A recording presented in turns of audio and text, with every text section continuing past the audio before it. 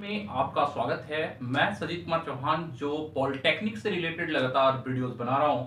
तो भाई मैं आज बात करना चाहूंगा कि 2019 की पॉलिटेक्निक की तैयारी जो आप कर रहे हैं उसके लिए कैसे क्या आपको करना है कि अब बचे हुए मंथ में कैसे तैयारी करें कि आपका बेहतर से बेहतर नंबर आ पाए।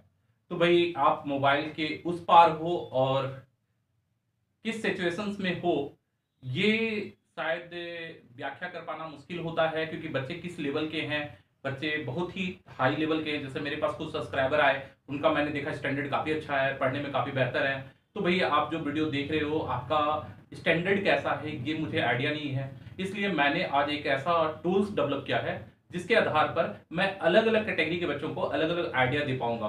तो भाई आप किस कैटेगरी में हैं ये आपको तय करना होगा कि आप कैटेगरी ए में हो, आप कैटेगरी बी में हो या आप कैटेगरी सी में हो।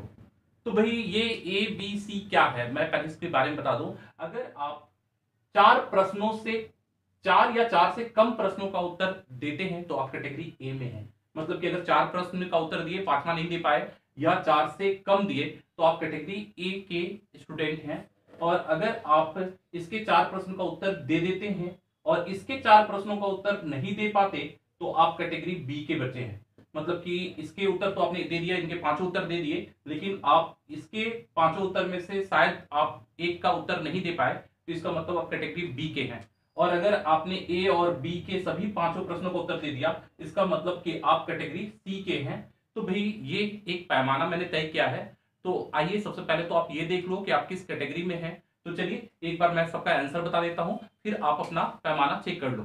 तो चलिए भाई लेवल 1 में मैंने पूछा है साइन 30 डिग्री का वैल्यू। कॉमन सा बात है भाई, सारा मेमोरी बेस्ड क्वेश्चन है, याद होगा तो बन जाएगा। तो साइन 30 डिग्री मतलब 1/2। दूसरा मैंने पूछा है गोले का आयतन। सीबीएसई के बच्चों को मैं बता दूं, वॉल्यूम ऑफ स्फीयर, गोले का आयतन याद है, बहुत इजी सा है, 4/3 पाई आर क्यूब। उसके बाद मैंने पूछा है एपी का क्वेश्चन है एसएन।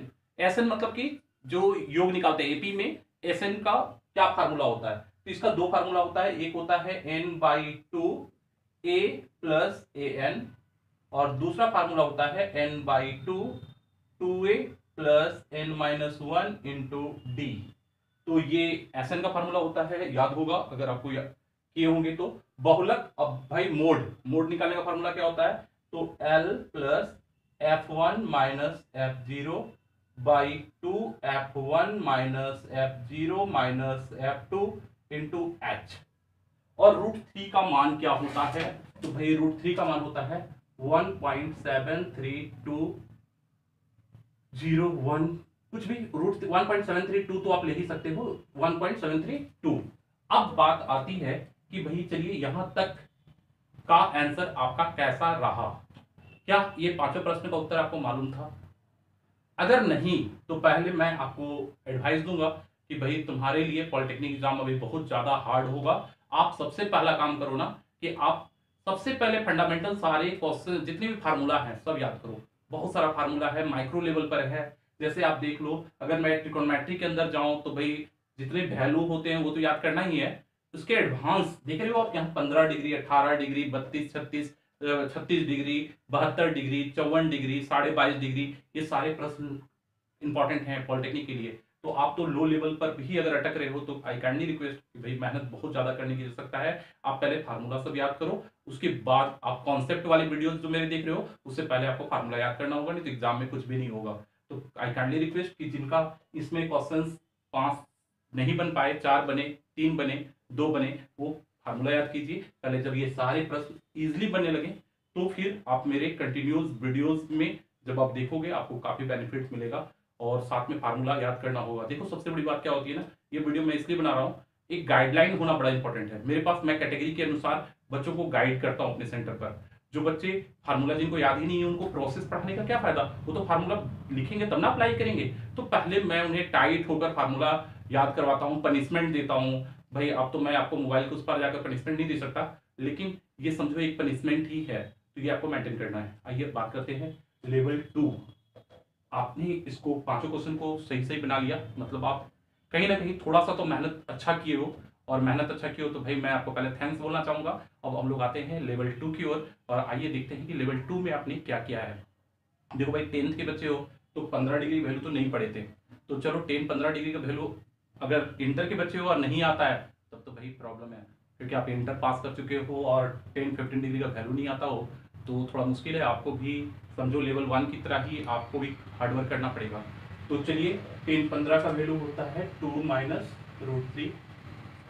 अब नॉर्मली फार्मूला तो आपको याद करना ही पड़ेगा क्योंकि आप लेवल 2 के हो। साथ में ट्रेडिशनल कुछ ट्रिक बेस्ड फार्मूला होते हैं, ये ट्रिक बेस्ड फार्मूला भी आपको कलेक्ट करने होंगे और उनको याद करना होगा, क्योंकि ट्रिक बेस्ड फार्मूला नहीं होने पर आप वहां पर टाइम नहीं मेंटेन कर पाओगे। आप जैसे यहाँ पर एक क्वेश्चन आप देखोगे एनसीईआरटी का ही है ये बुक का, और इसमें है कि एक समबाहु त्रिभुज है और उसका क्षेत्रफल दिया हुआ है। उसमें जब उसका क्षेत्रफल से उसकी भुजा निकालते हो तो 200 के लगभग आता है, मतलब एक भुजा की लंबाई 200 आती है और उसका आधा उसकी त्रिज्या लेकर 3 वृत्त बनाए गए हैं छायांकित भाग का क्षेत्रफल।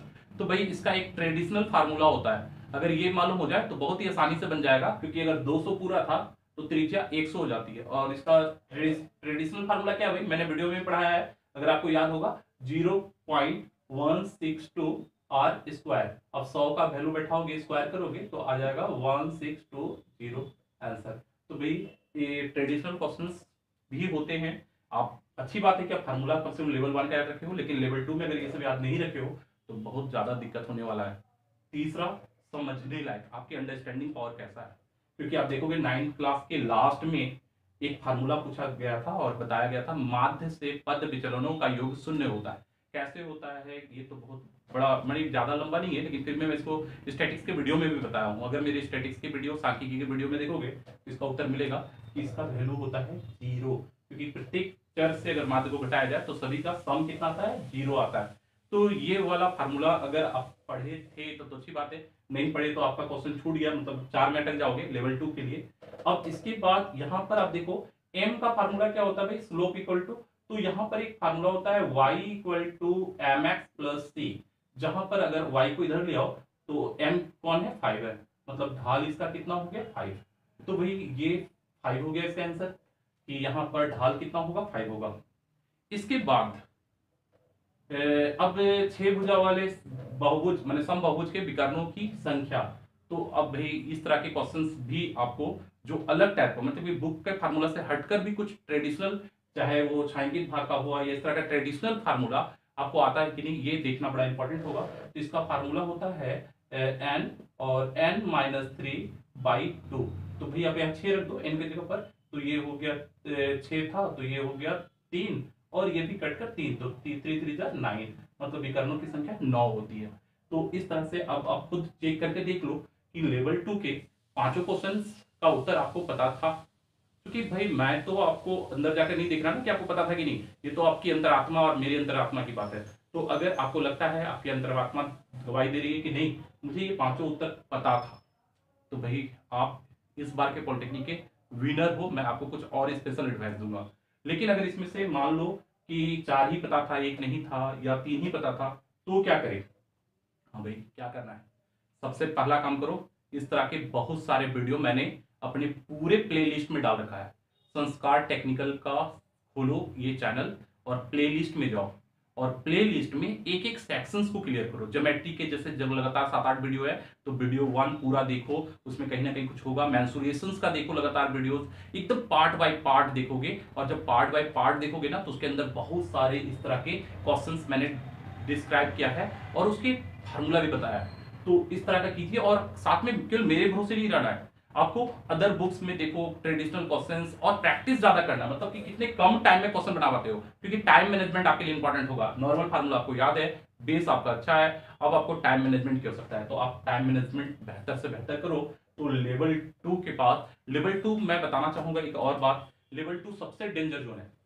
मतलब अब आप बोलोगे सर मेरा मान लीजिए कि मैं लेवल 2 में हूं, ये बन गया, इसमें से सारे प्रश्न नहीं बने, 1-2 छूट रहे हैं, तो क्या मेरा पॉलिटेक्निक हो पाएगा। भाई देखो तुम्हारे बारे में कहना इसलिए मुश्किल है क्योंकि तुम गेट पे खड़े हो और बोलोगे मैं अंदर हूं या बाहर, क्योंकि तुम नहीं हो पाएगा ये कहना भी मुश्किल है, क्योंकि तुम गेट पे खड़े हो, तुम्हारे अंदर बहुत ही अच्छा टैलेंट है। अब बिलीव करो आज बिहार, झारखंड, यूपी में ऐसे ऐसे बच्चों की संख्या 20,000 है, मतलब 20,000 बच्चे गेट पे खड़े हैं। और ये गेट पर खड़े बच्चों का ना बहुत ज्यादा डेंजर होता है, एक नेगेटिव उनको 200 रैंक पीछे कर देता है। तो भाई ये बात थोड़ा सा माइंड में रखना है। और दूसरा बात एक और मैं बता दूं, क्योंकि ये तैयारी जो आप कर रहे हो ना, इसे कोई नॉर्मल तैयारी मत मानना, एकेडमिक तैयारी नहीं है ये कि 10th के बच्चों का बोर्ड पास कर लेना है, इंटर का पास करना है, नहीं।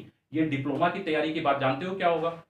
पॉलिटेक्निक कॉलेज मिलेगा, पक्का है। और क्या मिलेगा? कोई ब्रांच मिलेगा, mechanical, electrical, computer science, civil. अब सोचो थोड़े से नंबर के लिए अगर तुम्हें इंटरेस्ट था सिविल में, और सिविल नहीं मिलकर अगर तुम्हें मिल गया इलेक्ट्रिकल, तो फिर पूरी जिंदगी इलेक्ट्रिकल में ही बितानी है। पूरा 60 साल तक नौकरी, जब तक 60 साल तक रहेगी ना, इलेक्ट्रिकल में जॉब करते रह जाओगे।